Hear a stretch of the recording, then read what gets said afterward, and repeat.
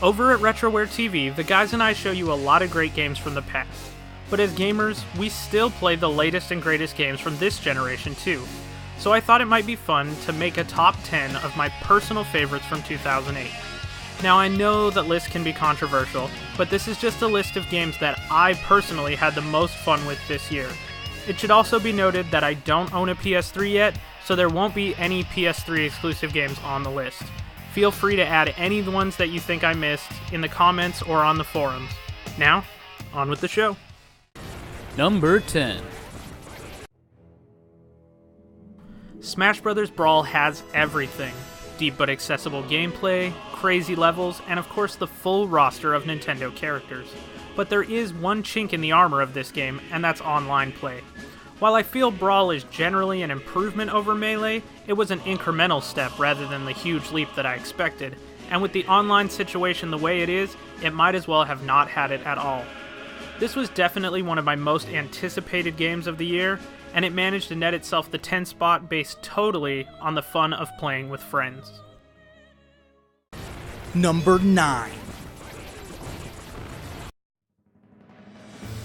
I have to say right off the top that I was pretty disappointed with Soul Calibur 3. I just didn't find it nearly as fun as the previous games. But Soul Calibur 4 is not only a return to form, but one of the best fighting games available today. All new next-gen graphics, better balance, and one of the better online fighters I've played, Soul Calibur has a lot going for it.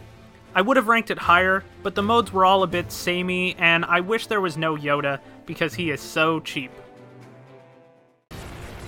Number 8. Left 4 Dead is probably the best multiplayer game I've played in a long time. It not only encourages teamwork, it requires it. Stray from the pack for too long and you're sure to meet a zomberific end. The game also includes offline co-op as well, which is a rarity these days, but a welcome change. The only real downsides to this game are the single player experience is not that great, and I wish there were more levels in Versus mode. 2 is just not enough to keep me interested, no matter how good those 2 are. There are 4 movies to play in co-op, but those are over quickly too, and after that, all you can really do is play them again. I guess if your biggest criticism of a game is that you want more, then it must be a pretty good game, and Left 4 Dead certainly fits that bill. Number 7. Street Fighter II is pretty much my favorite game of all time.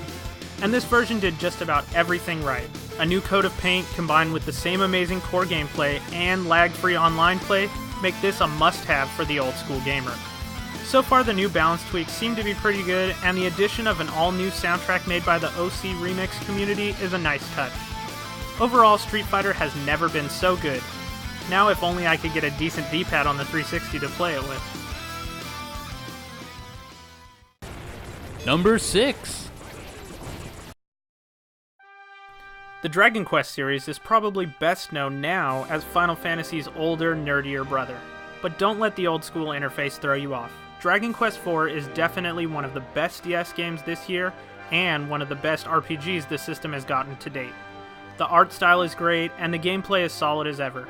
This game allows you to play many different characters in many different stories across a huge map, which eventually leads them all together for one epic battle. If nothing else, this game has me really excited for Dragon Quest V, which is regarded by many fans as the best in the series, and it's coming to the DS sometime this coming year. Either way, this is definitely not one to miss if you own a DS. Number 5. Professor Layton is another DS game that shouldn't be ignored. In fact, I loved it so much that I made a preview about it back in February just so people would go check it out.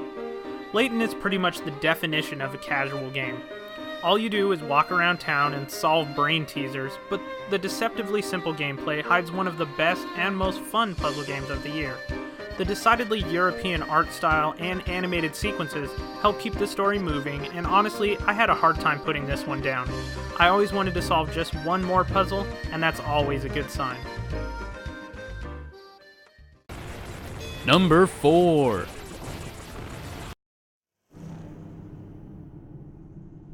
Definitely one of the most ambitious games of the year, it had an amazing pedigree to live up to, and many fans waiting for it to fail. That being said, Fallout 3 is a monster of a game. The world is simply gigantic and full of atmosphere.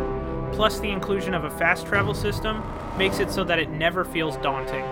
The NPC characters may not be as fun or witty as in the previous games, but they have their moments, and in the end, they immerse you in the world quite well. I enjoyed the combat, but I wish the non-bat shooting could have been a little bit better.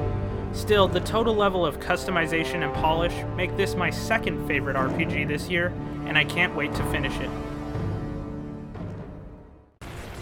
Number 3. What can I say, I'm a sucker for the classics, and Bionic Commando is one of those games that transcends time. The idea of swinging on a robotic arm will always be fun, and Capcom proved that fact this year with the release of Bionic Commando Rearmed. The controls can take some getting used to for first-time players, but Bionic Commando is about as close to perfect as it could be. Grimm nailed the controls and the look and feel of the game perfectly. Not only that, but they managed to keep it as hardcore as the original by adding different levels of difficulty to accommodate newer players. I always wished that this game would be remade with a more user-friendly interface, and Capcom has granted my wish. Now if only they'd fix the NES version of Strider up, but maybe that's too much to ask. Number 2. Probably the last significant release of the year, and possibly the last notable title for the PlayStation 2, Persona 4 is an amazing send-off to one of gaming's greatest systems. Persona 3 was hands down my favorite game of last year, and this time Atlus has set out to top itself in every way with Persona 4, and guess what? They did. Persona 4 is an amazing game, and if you love RPGs, you owe it to yourself to check this game out. What's that, you say? You missed Persona 3? Well, shame on you, but you don't have to worry. Persona 4 is not a direct sequel, so no prior knowledge is required. Just jump in and have fun. So what sets Persona apart from the RPG pack? Well, that's easy. The art is amazing, the graphics are outstanding, especially for a game that had to be made on a limited budget and on last-gen hardware. Add to that one of the best soundtracks ever, and some very well-delivered dialogue, and you have yourself a winner. Plus, just the full-on feeling of being in a small town in Japan that this game offers is really amazing. Random dungeons and multiple endings will add to the replay, but at about 100 hours or so, only the most hardcore fans will be able to take more than one trip through this RPG.